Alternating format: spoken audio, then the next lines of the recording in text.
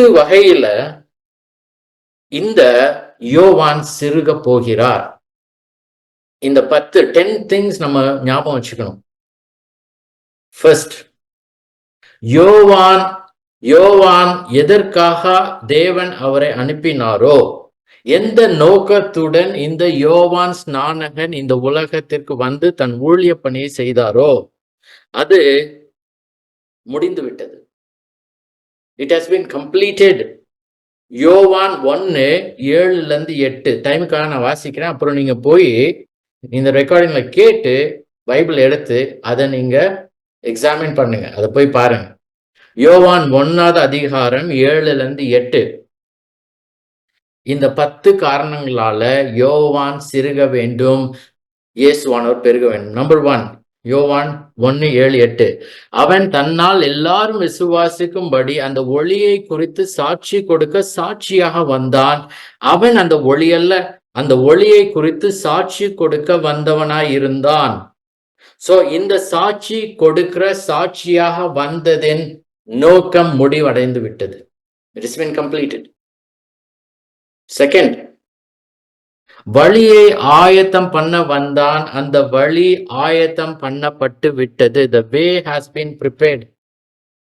அதுக்காக தான் வந்தான், அது ப்ரிப்பேர் பண்ணிட்டான். அது எங்க இருக்குன்னா மத்தேயு 3:2 அங்க பாக்குறோம். அந்நாட்களில் யோவான் ஸ்நானன் யூதேயாவின் வனாந்திரத்தில் வந்து மனம் திரும்புங்கள், பரலோக ராஜ்யம் சமீபித்திருக்கிறது என்று பிரசங்கம் பண்ணினான். கர்த்தருக்கு வழியை ஆயத்தப்படுத்துங்கள், அவருக்கு பாதைகளை செவ்வை பண்ணுங்கள் என்று வனாந்திரத்திலே கூப்பிடுகிறவனுடைய சத்தம் உண்டென்று ஏசாயா தீர்க்கதரிசினால் சொல்லப்பட்டவன் இவனே. சோ கர்த்தருக்கு வழியை ஆயத்தப்படுத்தினான். இப்போ படுத்தி முடிந்து விட்டது, அதனால அவன் சிறுக வேண்டும். மூணாவது, அவனுடைய சத்தம் வனாந்திரத்திலே கூப்பிடுகிறவனுடைய சத்தமாயிருந்தான். அந்த சத்தம் தொனித்து விட்டது. The voice had been proclaimed. அது எங்க இருக்குன்னா யோவான் 1:23. அதற்கு அவன் இங்க வந்து யூதர்கள் அவன்கிட்ட கேட்கிறப்ப அவன் சொல்றது, இது வந்து யோவான் ஸ்நானன், கர்த்தருக்கு வழியை செவ்வை பண்ணுங்கள் என்று ஏசாயா தீர்க்கதரிசி சொன்னபடியே நான் வனாந்திரத்திலே கூப்பிடுகிறவனுடைய சத்தமா இருக்கிறேன் என்றான். சோ அந்த சத்தம் தொனித்து விட்டது. நாலாவது, இந்த செய்தி தெரியப்படுத்தி விட்டது. The knowledge had been delivered. இது எங்க இருக்குன்னா லூக்கா 1:77. இங்க சகரியா அவங்க அப்பா யோவான் தன் குமாரனை பற்றின ஒரு தீர்க்க தரிசனம் சொல்றார். லூக்கா 1:77 அதுல சொல்றது, நீயோ பாலகனே, உன்னதமானவருடைய தீர்க்கதரிசி எனப்படுவாய், நீ கர்த்தருக்கு வழிகளை ஆயத்தம் பண்ணுவோம், நமது தேவனுடைய உருக்கமான இரக்கத்தினாலே அவருடைய ஜனத்துக்கு பாவ மன்னிப்பாகிய ரட்சிப்பை தெரியப்படுத்தவும் வந்திருக்கிறாய்ன்னு சொல்றாரு. சோ இப்போ இந்த பாவ மன்னிப்பாகிய ரட்சிப்பை தெரியப்படுத்தி விட்டார். சோ இதெல்லாமே யோவான் ஸ்நானனை பத்தினது. சோ முதலாவது காரியம், அவர் அனுப்பப்பட்டினதின் நோக்கம் முடிவு அடைந்து விட்டது. சாட்சி கொடுக்க வந்தார், சாட்சி கொடுத்தார். இரண்டாவது, வழியை ஆயத்தம் பண்ண வந்தார், வழி ஆயத்தம் பண்ணப்பட்டு விட்டது. The way had been prepared. மூணாவது, the voice had been proclaimed. சத்தம் வனாந்தரத்திலே கூப்பிடுகிறவனுடைய சத்தமாய் வந்தார், சத்தம் தொனித்து விட்டது. நாலாவது, இந்த செய்தி, எந்த செய்தியை மக்களிடத்துல வந்து சொல்றதுக்காக வந்தாரோ அந்த செய்தி தெரியப்படுத்தப்பட்டு விட்டது. பாவ மன்னிப்பாகிய ரட்சிப்பை தெரியப்படுத்த வந்தார், அது தெரிவிக்கப்பட்டது. இப்போ பார்த்தது நம்ம எதுக்கு இந்த ரீசன்ஸ் நான் சொல்றேன்னா, எதற்காக யோவான் சிறுக வேண்டும்னு. அடுத்தது அவர் என்ன சொன்னார், யார் பெருக வேண்டும்? மணவாளனாகிய இயேசுவானவர் பெருக வேண்டும். எதற்காக இயேசுவானவர் பெருக வேண்டும்ன்றத அடுத்த 6. The mightier one, வல்லவர் வந்து விட்டார். மத்தேயு 3:11 அங்க பாத்தீங்கன்னா, மனம் திரும்புதலுக்கென்று நான் ஜலத்தினால் உங்களுக்கு ஞானஸ்தானம் கொடுக்கிறேன். இது யோவான் சொல்றது. எனக்கு பின் வருகிறவர் என்னிலும் வல்லவராய் இருக்கிறார். அவருடைய பாத ரட்சைகளை சுமக்கிறதற்கு நான் பாத்திரன் இல்லை. அவர் பரிசாவினாலும் அக்கினியினாலும் உங்களுக்கு ஞானஸ்தானம் கொடுப்பார். சோ வல்லவர் வந்து விட்டார். அதனால இயேசு என்ன பண்ணும்? பெருக வேண்டும். அடுத்தது, இது 6வது, பரிசுத்த ஆவியினாலும் அக்கினியினாலும் உங்களுக்கு ஞானஸ்தானம் கொடுப்பவர் வந்து விட்டார். அதான் இப்ப நான் மத்தேயு 3:11 ஏற்கனவே வாசிச்சேன். 7வது, யோவான் ஸ்நானகன். அவனை பற்றி இயேசுவானவர் யோவான் 5:35 சொன்னது, அவன் எரிந்து பிரகாசிக்கிற விளக்காய் இருக்கிறான். நல்ல கவனிங்க. he was a shining lamp. நம்ம வீட்டுல லேம்ப்ஸ் வச்சிருக்கோம். அந்த மாதிரி ஒரு குறிப்பிட்ட தருணத்தில், ஒரு குறிப்பிட்ட நேரத்தில் மட்டும்தான் அவன் பிரகாசிப்பான். அந்த மாதிரியான ஒரு லேம்ப். அப்படின்னா என்ன அர்த்தம்னா, அந்த லேம்ப், அந்த ஒரு விளக்கு கொஞ்ச நாள்ல அணிஞ்சு போயிடும், கொஞ்சம் கொஞ்சமா குறையும் அதோட எஃபெக்ட். அப்போ யோவான் 5:35 இயேசு சொன்னது, அவன் எரிந்து பிரகாசிக்கிற விளக்காய் இருந்தான், நீங்களும் சில காலம் அவன் வெளிச்சத்திலே களிப்புற மனதாயிருந்தீர்கள். சில காலம், சதா காலம் இல்ல, சில காலம், கொஞ்ச நாள். அதனால அந்த லேம்ப் அது முடிவடைந்து விட்டது.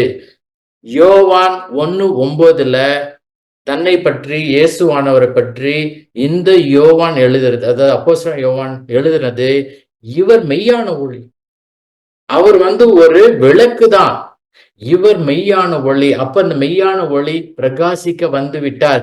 எப்படி இன்னைக்கு டே லைட், எப்படி பகல் காலத்துல யாரும் ஒரு லேம்பை கொளுத்த மாட்டாங்களோ, விளக்கை யாரும் கொளுத்த மாட்டாங்க, ரைட்? பகல் நேரத்துல, இரவு நேரத்துல தான். இப்ப பகல் நேரம் அந்த மெய்யான ஒளி வந்து விட்டது, விளக்குக்கு உபயோகம் இல்லை. அடுத்தது 8வது, தேவனுடைய குமாரன் என்று உறுதியாக்கப்பட்டு விட்டது. The eternal Son of God has been attested. இயேசுவானவர் பிறந்ததிலிருந்து, பெத்லஹேம்ல பிறந்ததிலிருந்து 30 ஆண்டு காலம் வரையும் நாசரேத்துல வாழ்ந்து அவர் தன்னுடைய பெற்றோர் கீழ்ப்படிந்து வாழ்ந்தார். ஆனா இவரே கிறிஸ்து என்று யாருக்கும் தெரியவில்லை. இப்போ யோவான் ஸ்நானகனுக்கும் தெரியாமல் இருந்தது. ஆனால் அவருடைய பேப்டிசம், ஞானஸ்நானம் மூலமாக யோவான் அறிந்து அதை உறுதிப்படுத்தப்பட்டு விட்டது. அதுதான் யோவான் 1வது அதிகாரம் 33 34 யோவான் ஸ்நானகனே சொல்றது என்னன்னா, நானும் இவரை அறியாதிருந்தேன், ஆனாலும் ஜலத்தினால் ஞானஸ்தானம் கொடுக்கும்படி என்னை அனுப்பினவர், ஆவியானவர் இறங்கி யார் மேல் தங்குவதை நீ காண்பாயோ அவரே பரிசுத்த ஆவியினால் ஞானஸ்தானம் கொடுக்கிறவர் என்று எனக்கு சொல்லியிருந்தார். அந்தபடியே நான் கண்டு இவரே தேவனுடைய குமாரன் என்று சாட்சி கொடுத்து வருகிறேன் என்றான். So he did not know. இப்போ யோவான் ஸ்நானகனுக்கும் தெரியும், மக்களுக்கும் தெரிந்து விட்டது அவன் மூலமாக. சோ அதுதான் 9வது ரீசன். 10வது ரீசன், இரட்சகராகிய இயேசு, சேவியர் உலகத்தில் இருந்தார், அவர்கள் நடுவிலே நின்றார் கிறிஸ்துவாக. இவ்வளவு நாளும் அவங்க மத்தியில நிறைய மக்கள் இடத்துல இருந்தார். அவர் ஒரு தச்சன், ஒரு கார்பெண்டராக இருந்தார். ஆனா இப்போ அவர் வந்ததின் நோக்கம், ஆவிக்குரிய நோக்கம், மக்களை இழுத்து கொள்வதற்காக வந்தார். அது நடந்து கொண்டிருக்கிறது. அதனால இந்த யோவான் குறைய வேண்டும், அவர் பெருக வேண்டும். சோ 3 வகையில நம்ம இதை சொல்லலாம். மக்கள் இயேசுவின் மீது முழுவதுமாக கவனம் செலுத்த நேரம் வந்து விட்டது. இவ்வளவு நாள் யோவான் ஸ்நானன் மட்டும்தான் அவர் மேல அவங்க எல்லாம் நோக்கம் கொண்டார்கள். அதுக்கப்புறம் யோவான் ஸ்நானகன் கொஞ்சம் இயேசுவானவர். இப்போ the time has come for people to focus completely on John the Baptist, or sorry, Jesus. Okay, so அதனால இந்த யோவான் மறைந்து போக வேண்டும். He has to disappear from the scene.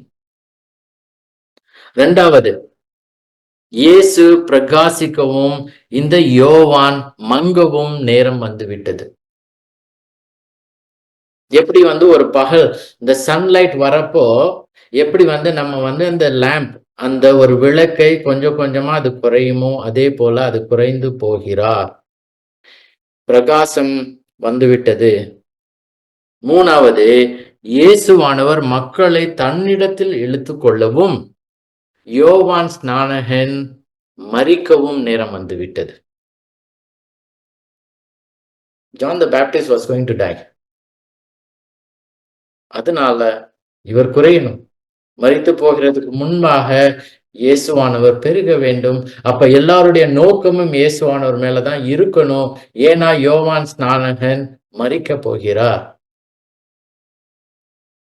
So எப்படி ஒரு கல்யாணத்துல அந்த கல்யாணத்துல மாப்பிள்ளை தோழன் அவன் மேல போக்கஸ் இல்லாம மாப்பிள்ளைட்ட போக்கஸ் இருக்கணுமோ அதே மாதிரி இந்த யோவான் ஸ்நானன் இடத்துல யாரும் போக்கஸ் பண்ணாம இயேசுவானவர் மீது போக்கஸ் இருக்கணும். அப்ப அந்த கல்யாணம் முடிந்த பிறகு எப்படி அந்த மாப்பிள்ளை தோழன் மாப்பிள்ளை பக்கத்துல நிக்காம மக்களிடத்தில் ஒருவனாக நிற்கிறானோ அதே போல இந்த யோவான் ஸ்நானகனுடைய பணி முடிந்ததினால் அவன் விசுவாசிகள் மத்தியில ஒரு விசுவாசியாக வந்தான். இதுதான் அவன் சொல்றான். He must increase, but I must decrease. அவர் பெருகவும் நான் சிறுகவும் வேண்டும். இதுதான் அவன் கடைசியாக நாம் இந்த யோவான் சுவிசேஷத்தில் கேட்கிற அவன் பேசின கடைசியான ஒரு ஸ்டேட்மெண்ட் வாக்கியம். இதுக்கப்புறம் யோவான் ஸ்நானகனை பத்தி நம்ம படிக்க மாட்டோம். இதுல நமக்கு 3 அப்ளிகேஷன் இருக்கு. முதலாவது, நாம் we should also rejoice, சந்தோஷப்படணும். பாருங்க அந்த வசனத்துல நம்ம பார்த்தோம் 29ல 2 தடவை அந்த வார்த்தை இருக்கு பாருங்க, மிகவும் சந்தோஷப்படுகிறான். இந்த சந்தோஷம் rejoice, joy of mine. நாம் இயேசுவானவரின் அந்த ஒரு சுவிசேஷம் துணிக்கிறப்போ மக்கள் அவரிடத்துல வரப்போ மனம் திரும்பி பாவ மன்னிப்புக்கு என்று ஞானஸ்தானம் பெறுகிறப்போ நாம் சந்தோஷப்பட்டு களி கூற வேண்டும். We have to rejoice. Most of the time நம்ம எதுக்கு சந்தோஷப்படுறோம்னா ஒருத்தருக்கு குழந்தை பிறக்குது, இல்லைன்னா வேலை கிடைக்கிறது, ப்ரொமோஷன் கிடைக்கிறது, வீடு உலக பிரகாரமாகவே சந்தோஷப்படுகிறோம். அதே சமயம் ஒருத்தர் நான் கிறிஸ்துவுக்குள் நான் மனம் திரும்பி வரேன் அப்படின்னு சொல்றப்ப அதை ஒரு கேஷுவலா எடுத்துக்கிறோம். அது என்னமோ எவ்ரிடே எல்லாருக்கும் நடக்கிற மாதிரி இல்ல. இது ஒரு இட்ஸ் அ மிரக்கிள், இட்ஸ் அற்புதம்.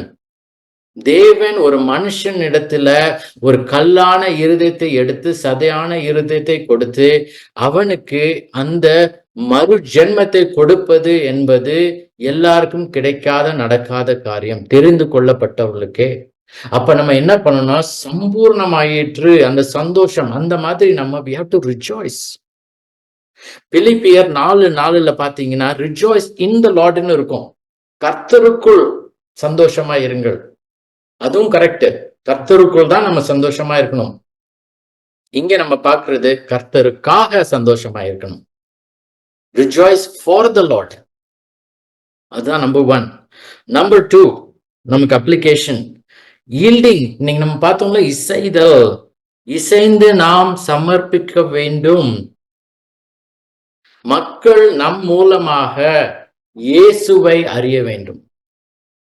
எத்தனை தடவை இந்த பாஸ்ட் வீக்லயோ ஃபியூ டேஸ்லயோ நம்ம தேவனை பத்தி மற்றவங்களுக்கு சுவிசேஷம் சொல்லியிருக்கோம்? ஒரு தடவை கூட நம்ம சொல்றது இல்லை.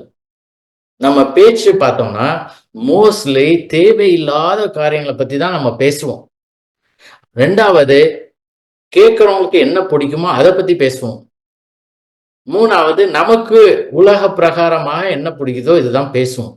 நம்ம ஹார்ட்லி தேவனை பற்றியோ கிறிஸ்துவ பற்றியோ அவருடைய சுவிசேஷத்தை பற்றியோ பேசுகிறதே கிடையாது. நாம் மாற வேண்டும். நம்ம அப்படி ஊழியம் செய்யறப்போ, நாம் பை த வே ஊழியம்னு நம்ம சொல்றப்போ நம்ம என்ன நினைக்கிறோம், மினிஸ்ட்ரியில ஒரு சில பேர் இருக்காங்க அவங்க மட்டும்தான் ஊழியக்காரங்கன்னு. நம்ம என்ன மீன் பண்றோம்னா அவங்க ஃபுல் டைமா அது பண்றாங்கன்றதான் நம்ம மீன் பண்றோம். Every Christian is a missionary. ஒவ்வொரு கிறிஸ்தவனும் ஊழியக்காரன், ஒவ்வொரு கிறிஸ்தவனும் ஊழியக்காரி. அதை நம்ம புரிஞ்சுக்கணும். சில பேர் மட்டும்தான் அதுக்காக அழைக்கப்பட்டிருக்காங்கன்னு இல்ல. இந்த சுவிசேஷத்தை நம்ம போய் சொல்றதுன்றது எல்லாருக்கும் கொடுக்கப்பட்டிருக்கிற ஒரு கட்டளை. சோ நம்ம போய் ஊழியம் செய்யறப்போ, நாம் சுவிசேஷத்தை மத்தவங்க சொல்றப்பயோ, நம்ம கதையோ நம்ம பற்றியோ சொல்லக்கூடாது. அதனால ஒருத்தனும் தேவனிடத்தில் வரமாட்டான். கர்த்தரை பற்றி சொல்லணும், இயேசுவானவரை பற்றி சொல்லணும். அவர் எதுக்காக வந்தார், அவன் எப்படிப்பட்ட பாவி, அப்ப தேவனிடத்துல தேவனுடைய ராஜ்யத்துக்குள் அவன் வரணும்னா என்ன செய்யணும், அதை தான் நம்ம சொல்லணும். நம்ம போக்கஸ் நம்ம இடத்துல இருக்கக்கூடாது. எப்படி யோவான் ஸ்நானகன் இந்த இயேசுவானவர் அவனிடத்துல வந்த போது அவரை காட்டி, இதோ உலகத்தின் பாவத்தை சுமந்து தீர்க்கிற தேவ ஆட்டுக்குட்டின்னு சொல்லி காமிச்சானோ, அதே மாதிரி இங்க மணவாளனுடைய சத்தத்தை கேட்கிறனால் சந்தோஷப்படுகிறேன், சம்பூர்ணமாயிற்றுன்னு சொல்றானோ, அதே மாதிரி அவர் பெருகணும் நான் சிறுக வேண்டும் சொல்றானோ, அத மாதிரி நம்ம ஊழிய பணி நம்ம பற்றி இருக்கக்கூடாது, இயேசுவானவரை பற்றி இருக்கணும், அவர் பெருக வேண்டும். அதுல லூக்கா 17:10 போய் அப்புறம் பாத்தீங்கன்னா இதுதான் இயேசுவானவர் சொன்னார், அப்படியே நீங்களும் உங்களுக்கு கட்டளையிடப்பட்ட யாவற்றையும் செய்த பின்பு என்ன சொல்லணும்னு சொன்னார், நாங்கள் அப்பிரயோஜனமான ஊழியக்காரர் செய்ய வேண்டிய கடமையை மாத்திரம் செய்தோம் என்று சொல்லுங்கள் என்றார். We are unworthy servants. We have only done what was our duty. அவ்வளவுதான். நான் ஒரு வேலைக்காரன், ஒரு ஸ்லேவ். அந்த வார்த்தை யூஸ் பண்றது அடிமை. எப்படி ஒரு அடிமை தன்னுடைய எஜமானனுக்கு வேலையை செய்கிறானோ, அதற்காக அவன் என்ன ரெக்கக்னைஸ் பண்ணுங்க, அப்ரிசியேட் பண்ணுங்க அப்படின்னு சொல்லாம என் கடமையை செஞ்சேன், அவர் தான் என் எஜமானர் அப்படின்னு சொல்லி அவரை சந்தோஷப்படுத்துறோம். அது போல நாமும் நடக்க கடவோம்னு சொன்னார்.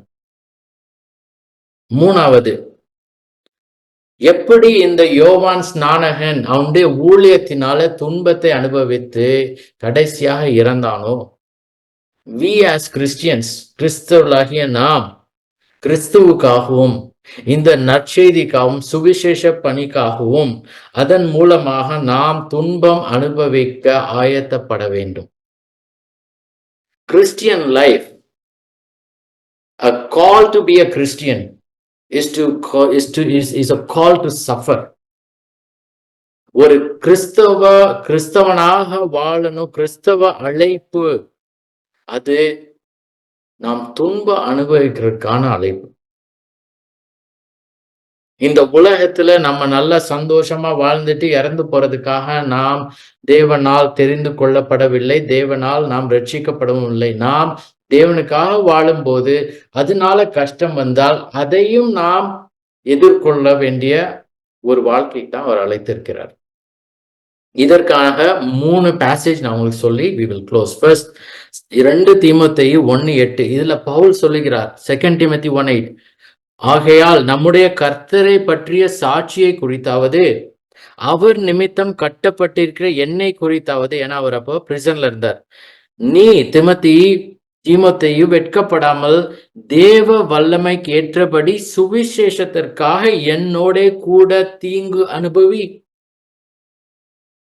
எவ்வளவு ஆப்போசிட் பாத்தீங்களா, நம்ம நினைக்கிறதுக்கும் தேவன் நம்ம கிட்ட எதிர்பார்க்கிறதுக்கும். சுவிசேஷத்திற்காக என்னோட கூட தீங்கு அனுபவின்னு சொல்லி பவுல் தீமோத்தேயுக்கு சொல்றார். நம்ம அனுபவிக்க ரெடியா? ரெண்டாவது, இது 1 பேதுரு 2:20-21. அங்க நம்ம பார்க்கிறது, நீங்கள் குற்றம் செய்து அடிக்கப்படும் போது பொறுமையோட சகித்தால் அதனால் என்ன கீர்த்தியுண்டு, நீங்கள் நன்மை செய்து பாடுபடும் போது பொறுமையோட சகித்தால் அதுவே தேவனுக்கு முன்பாக பிரீதியா இருக்கும். gracious thing in the sight of God. If you suffer for doing good, நல்ல காரியம், நான் தேவனுக்காக வாழ போறேன், தேவன் எனக்கு இந்த வாக்கு தத்தங்களை கொடுத்திருக்கார், இந்த வார்த்தையை கொடுத்து இதன்படி நடக்க போறேன், ஆனா அதனால எனக்கு கஷ்டம் வரப்போகுது. மத்தவங்க கேலி பண்ணுவாங்க. நான் பல காரியங்களை இழக்க போறேன்.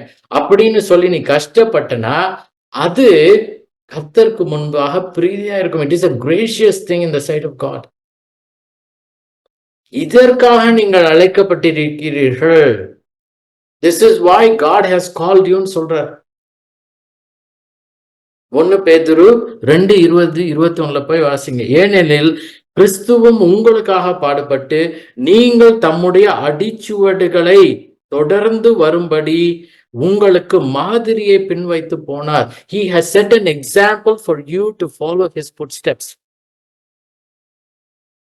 கிறிஸ்துவானவர் மட்டும் நான் இந்த மக்களுக்காக எதுக்கு நான் பாடுவ அனுபவிக்கணும்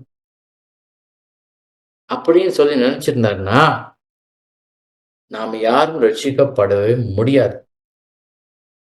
அப்படிப்பட்ட கிறிஸ்துவானவரின் பாடுகளினால் நமக்கு நன்மை கிடைக்கிறது. அப்ப நாம் என்ன பண்ணோம்? அவருக்காக பாடு அனுபவிக்க வேண்டும். அவர் அதற்கு முன்மாதிரியை வைத்து போயிருக்கிறார். அடுத்தது 1 பேதுரு 4:16. ஒருவன் கிறிஸ்தவனாய் இருப்பதினால் பாடுபட்டால் வெட்கப்படாமல் இருந்து அதன் நிமித்தம் தேவனை மகிமைப்படுத்த கடவன். If anyone has to suffer as a Christian, let him not be ashamed, but rather let him glorify God in that suffering, through that suffering. இதுக்குதான் நான் அழைக்கப்பட்டிருக்கிறோம். சோ கிறிஸ்தவர்களாகிய நாம் 3 காரியங்களை நம்ம இதுல இருந்து கத்துக்கிறோம். முதலாவது சந்தோஷப்படணும். தேவனுடைய வாக்கு, தேவனுடைய வார்த்தை, சுவிசேஷத்தினால பல பேர் தேவனுக்கு கிறிஸ்துவின் இடத்தில் விசுவாசம் வைத்தால் we have to rejoice. நிரம்பி வழிகிற சந்தோஷம். இரண்டாவது, நாம் நமக்கு இசைந்து சமர்ப்பிக்க வேண்டும். நம்முடைய வாழ்க்கை, நம்முடைய ஊழிய பணியில் தேவன் அவர் பெருக வேண்டும். இயேசுவானவர் பெருக வேண்டும். அவரை பற்றின வாழ்க்கையா இருக்கணும். நாம் குறைய வேண்டும். நம்முடைய ஊழிய பணி, நம்முடைய புகழ், நம்முடைய பிரபலம், நம்முடைய அளவு இதெல்லாம் குறைந்து மோர் அண்ட் மோர் எப்படி யோவான் ஸ்நானன் அவரையே காண்பிட்டே இருந்தானோ அதே போல நாம் காண்பிக்க வேண்டும். அவரை பாருங்க, என்ன பார்க்காதீங்க. மூணாவது, we have to be willing to suffer for Christ, for the gospel. யோவான் ஸ்நானனை போல நீதிக்காக அவன் வாழ்ந்தான். போய் ஏரோது இடத்துல சொன்னான், உன் சகோதரன் மனைவியை நீ எடுத்துக்கொள்வது நியாயம் இல்லைன்னு சொன்னான். அதனால அவன் தண்டனை அனுபவித்தான். அது போல நாமும் தேவனுக்காக வாழ வேண்டும். அந்த வாழ்றதன் மூலம் நமக்கு இந்த மாதிரி ஒரு கஷ்டங்கள், துன்பங்கள் நடந்தால் நாம் அதை எதிர்கொள்ள நாம் ஜெபத்தோடு தயாராக இருக்க வேண்டும்.